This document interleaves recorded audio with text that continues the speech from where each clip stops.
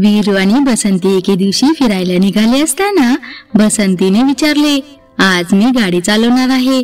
त्यावर वीरूने उत्तर दिलं, म्हणजे जाताना कारमध्ये जावे लागेल आणि येताना वर्तमानपत्रातून. वीरूने बसंतीला हे समजावून सांगण्याचा प्रयत्न केला की गाडी चालवणं काही गंमत नाही. गाडी चालवताना मागे पुढे, डावीकडे उजवीकडे लक्ष द्यावे लागते. हातानेच नाही तर पायानेही काही गोष्टींना नियंत्रणात ठेवावे लागते. गाडी चालवणं म्हणजे स्वयंपाक करण्या इतकी सोपी गोष्ट नाही. फार एकाग्रतेने गाडी चालवावी लागते. वीरूचं हे भाषण ऐकून बसंतीने तोंड चालू केलं. माझे तर त्याच दिवशी नशीब फुटलं होतं, ज्या दिवशी तुम्हाला न पाहताच मी लग्नाला तयार झाले होते.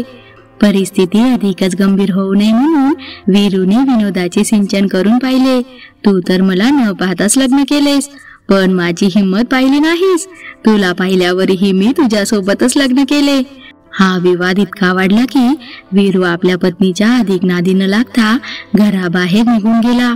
रात्री आपल्या पत्नीला फोन केल्यावर तिलाच विचारले की कोण बोलतय. बसंती रागातच म्हटली, काय वेडबीट तर लागलं नाही ना तुम्हाला? आपल्या पत्नीला विसरलात?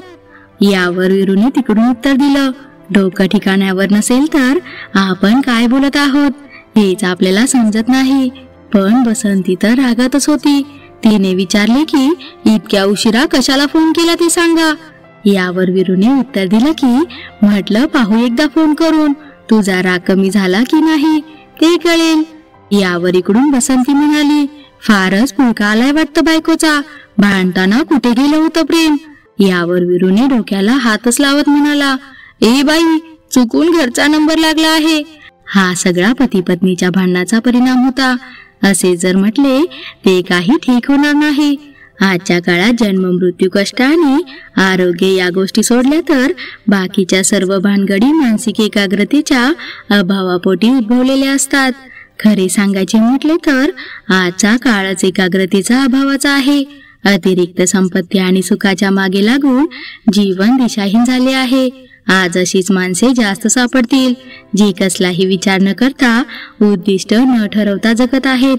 अशी माणसे शिकलेली असतात, पण भर चौकात उभे राहून विचारतात की अमुक रस्ता कुठे जात आहे. त्यांना कुठे जायचे आहे असे विचारल्यावर अंगावरचे कपडे झटकत सांगतील की तेच तर माहिती नाही ना. या प्रकारच्या लोकांना एकच उत्तर ऐकायला मिळेल, ते म्हणजे मग तुम्ही कोणत्याही रस्त्याने जा, काही अडचण नाही. गंभीरपणे विचार केला तर एक गोष्ट लक्षात येईल की जर तुम्हाला कुठे जायचे हेच माहिती नसेल तर कोणत्याही रस्त्याने गेलात तरी कुठे न कुठे तरी नक्कीच पोहोचताल. अगदी रेल्वेमधून प्रवास करतानाही तुम्हाला असे दिसेल की आपल्याला कुठे उतरायचे आहे हेच माहिती नसणारे नमुने भेटतील. साधू संत आणि भिकारी हे त्यापैकीच आहेत. मित्रांनो, या प्रवृत्तीची माणसं अशी का वागतात तर त्यांनी एकाच वेळी अनेक गोष्टी केलेल्या असतात आणि एकही गोष्ट धड केलेली नसते. म्हणजेच एकाच वेळी लक्ष अनेक गोष्टीवर विभागले जाते आणि मनावर ताबा राहत नाही. जी माणसं आपल्या मनाला विचलित होऊ न देता आपल्या कामावर लक्ष केंद्रित करतात तीच माणसे आपल्या उद्दिष्टापर्यंत पोहोचतात. जी माणसं एकाग्रतेने काम कसं करायचं हे शिकतात ती माणसं अगदी भर बाजारात त्यांचे कौतुक अथवा निंदा करो ते त्यांची अजिबात पर्वा करत नाहीत. ते त्यांचं काम करीतच राहतात. आपल्या जीवनात कोणतेही काम आपल्या धाडसापेक्षा जास्त नसतं. एकदा का एखाद्या व्यक्तीने काही करायचं ठरवलं तर यश स्वतःहून त्याच्याकडे धाव घेते. आपल्या जीवनात एकाग्रतेचं महत्व यासाठी जास्त आहे की जोपर्यंत आपण एकाग्रचित्त होऊन एखादं काम करत नाही तोपर्यंत सगळ्या गोष्टी निरर्थक आहेत. मित्रांनो, गोष्ट जय पराजयाची किंवा यश अपयशाची असो, फरक फक्त एका स्पष्ट रेषे इतका असतो आणि त्या रेषेचं नाव आहे एकाग्रता. मनाला एकाग्र करून व्यक्ती कितीही मोठ्या ठिकाणी पोहोचू शकतो. जर आपण वीरू आणि बसंतीच्या भांडणाचा विचार केला तर वीरूचे म्हणणे खरे असल्याचे दिसेल.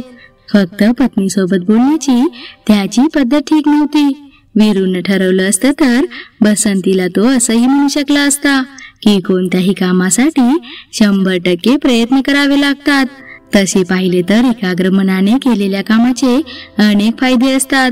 यामुळे आपल्या मनात एक प्रकारची शक्ती तर उत्पन्न होतेच, पण आत्मविश्वासही वाढतो आणि आपण अधिक वेगाने काम करायला सुरुवात करतो.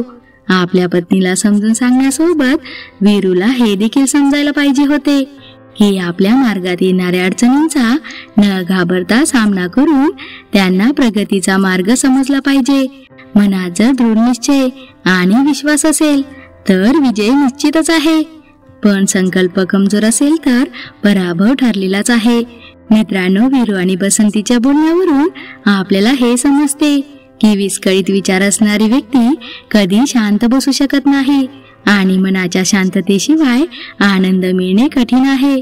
म्हणून मित्रांनो, जर आपल्याला मानसिक शांततेचा आनंद घ्यायचा असेल तर आपल्या मनाला निरर्थक गोष्टींपासून विचलित नाही होऊ दिलं पाहिजे. म्हणजेच मित्रांनो, घाई गडबडीत केलेलं काम कधी यशस्वी होत नाही. यश हे एकाग्रतेनेच मिळते. नमस्कार.